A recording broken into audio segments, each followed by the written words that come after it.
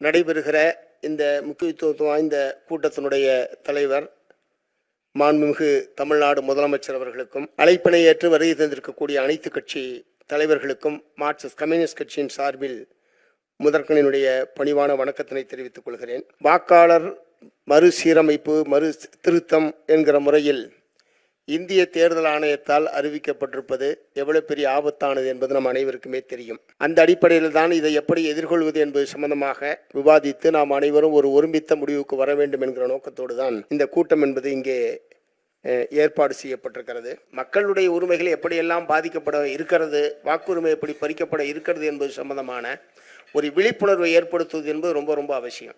தமிழ்நாடு போன்ற ஒன்றிய பிஜேபி அரசினுடைய மாநில உரிமைகளுக்கு எதிரான அல்லது மக்கள் உரிமைகளுக்கு எதிரான எல்லா பிரச்சனைகளையும் வலிமைக்க எதிர்ப்பு கருத்துக்களை நாம் தொடர்ந்து வற்புறுத்தி வந்திருக்கோம். நம்முடைய எதிர்ப்பை வலிமையாக பதிவு செய்து வந்திருக்கிறோம்.